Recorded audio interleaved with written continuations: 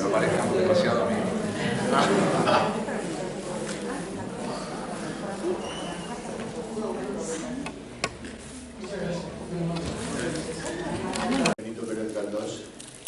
Auténticos narradores de enorme prestigio, tenemos un honor extraordinario al tenerlos aquí. Encima son graciosos, encima son simpáticos, encima tienen humor y encima son canarios. Es algo impresionante, ¿no? No me entendieron desde el primer momento cuando propuse hacer una mesa redonda y yo conocí a alguno de ellos, los llamé nada más llegar aquí. Los cuatro se prestaron inmediatamente a colaborar con esta mesa redonda. Elegimos unas 4 novelas y ahora ellos van a tener la libertad absoluta para expresarse sobre su estilo literario, sus novelas, su trayectoria, o lo que quieran. Yo solo voy a hacer una pequeña presentación. Y para que no nos perdamos en quiénes son y en el orden, los he colocado, no con toda la facilidad del mundo, no sin esfuerzo, porque estaban un poco reacios. Ellos me han dicho que me ponga en el centro, yo quiero ponerme al lado, lo digo porque no penséis que hay ningún abuso por mi parte. Y entonces Santiago Gil va a intervenir en primer lugar, después va a intervenir Alexis Ravelo, José Luis Correa, que está en su casa, y Emilio González Deniz, en último lugar, porque es el... Dicen que es el mayor, pero yo no lo veo. El más guapo, el más guapo. Yo diría que el maestro, es verdad, el maestro. ¿Sí? Yo hago una pequeña presentación de cada uno de ellos. Ellos tienen 15 minutos, entre 15 o 20 minutos tienen la palabra, no los interrumpimos, presento al siguiente, y una vez que hayan terminado, entramos en la parte más interesante del debate. ¿De acuerdo? Empezamos con Santiago Gil. Dice Santiago Gil, esto me lo ha contado él, que se cansó de estudiar Derecho a medio camino en el tercer curso y dice, ahora yo me dedico a la literatura. Pero claro, como la literatura no da mucho para vivir, se fue a Londres, se fue a Dublín, trabajó como empleado en todo tipo de trabajos, no he entrado en detalles, antes de regresar a España y se instaló en Madrid. En Madrid hizo periodismo, cursó la carrera de periodismo en la Universidad Complutense y después se vuelve a Gran Canaria, donde colabora con periódicos como El Diario de Las Palmas, La Provincia o Canarias 7. En Canarias 7 publica una columna dominical, colabora con la Radio Autónoma de Canarias y es responsable de comunicación de distintas instituciones de la isla.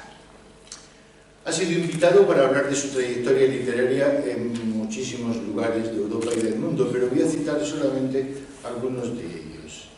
La Universidad de México, Distrito Federal, la Universidad de Lodz, en Polonia, ha sido invitado en Guadalajara, en la Feria del Libro de Madrid, en la Cátedra Vargas Llosa, y como poeta, además, que es otra vertiente, obtuvo el Premio Esperanza Espínola y los accesis del Premio Ciudad de Las Palmas de Gran Canaria. En su narrativa se acerca al mundo de los perdedores y a una literatura de lo cotidiano, con novelas que él sitúa casi siempre en Canarias, pero también en otras ciudades que conoce o debe conocer muy bien, porque se le nota, como Londres, Dublín, Madrid o París. Mantiene activos 3 blogs en estos momentos. Uno con microrelatos o pequeñas reflexiones en Canarias 7, otro con contenidos poéticos y un blog alojado en la Unión Deportiva Las Palmas, en el que trata de unir la literatura y el fútbol. Cuando quieras, puedes tomar la palabra, Santiago. Buenos días, buenas tardes. A ver, yo tenía pensado hablar de una serie de cosas, pero cuando entraba ahora por esa puerta, recordé que hace unos 50 años, hace 32 años, me vine aquí a esa unidad de selectividad. Entonces era Escuela de Ingeniería.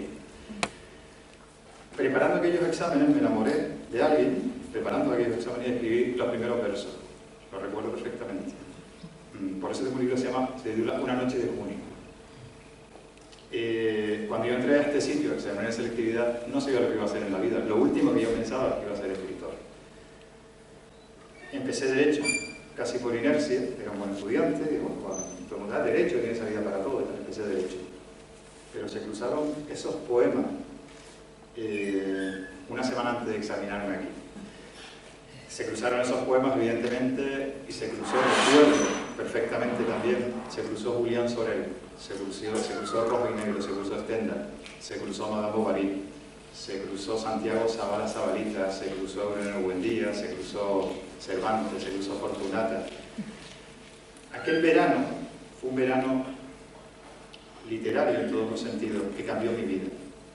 Yo ya empecé Derecho y nunca me adapté a Derecho. Aprobé primero, aprobé segundo, que yo quiero ser escritor, quería ser poeta, además, más que escritor. Y tuve la valentía, la osadía, esa que nos cuesta tanto ahora, la osadía de los 18 años, 17 años, de romper el destino y decir, dejo Derecho, me voy a Londres a limpiar pizzería. 32 años aquí, después estoy en el mismo lugar, hablando de literatura. Eso me parece curioso, esas historias de la vida, que también cuenta Silver Paul Auster en sus novelas, ¿no? Los azares. Y Villamar también juega mucho por eso. Yo, para mí, mi patria literaria, o mi literatura, es mi biblioteca. O sea, eso lo dijo Rodrigo Fresán, el escritor argentino, en su día. Mi patria es mi biblioteca. O mi lugar en el mundo es mi biblioteca. A eso le debo absolutamente todo, ¿no? Entre mis libros donde yo me reconozco.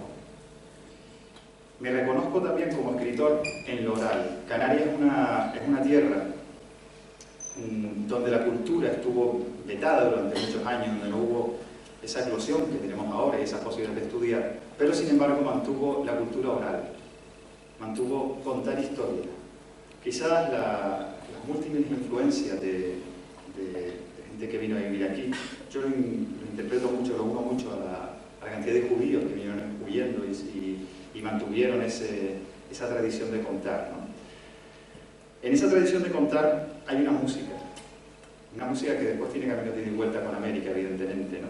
Esa música yo la uno a mis abuelas. Cuando tampoco sabía que iba a ser escritor, mis abuelas me contaban historias a todas horas, y a mí no había placer mayor en la infancia que escuchar a mis abuelas contando historias. Hilvanaban las historias de una forma prodigiosa y además eran capaces de responder a todas las preguntas con ficción y hacerlas creíbles, que es en el fondo lo que es la literatura, el contar historias y hacerlas creíbles. Después también empecé a escribir, evidentemente, para entenderme, para entender el mundo, para plantear preguntas y respuestas y tener respuestas sin preguntas y viceversa, pero sobre todo para ponerme en el lugar del otro. Si me dice escritor o lector, siempre diría que soy lector. Y la lectura el ser escritor es una consecuencia de ser lector, siempre. Yo creo que en eso vamos a estar de acuerdo todos los que estamos en esta mesa. Ser escritor o ser lector, lo que te da, lo que hace que todo sea distinto, eso, ponerte en el lugar del otro y entender al canalla, al santo valor, entender absoluta a la mujer, al hombre, entendernos todos, ¿no? Por eso yo siempre cuento cuando voy a las charlas en institutos y demás que creo que leer, o escribir, sobre todo leer, no nos hace ni más sabios, ni más inteligentes, ni más empollones, nos hace mejores personas. Creo que al final es de lo que se trata. Creo que la belleza, la emoción nos hace mejores personas. Juan Ramón Jiménez decía aquello de hago a los hombres dedicados para hacerlos más fuertes, ¿no? Al final todo eso se une y va dando y va generando historias, ¿no? Luego es esencial aquello que no descubres hasta que empiezas a escribir, que es la constancia, que es el trabajo de picapedrero, que es el trabajo del día a día, ¿no? Yo en eso le debo mucho al periodismo. Cuando acabé la carrera y empecé a trabajar en periódicos, en la redacción sobre todo, veías que la inspiración no existía. Yo recuerdo las primeras veces escribías una crónica maravillosa, escribías algo y te sentías ahí casi como... Y al día siguiente te tocaba la otra noticia, entonces, y llegabas a la redacción en los años en que los periódicos había que llenarlos, no como ahora, o sea, se encontraba dobles páginas ahí que tenías que llenar. Y día a día tenías que estuvieras con dolor de cabeza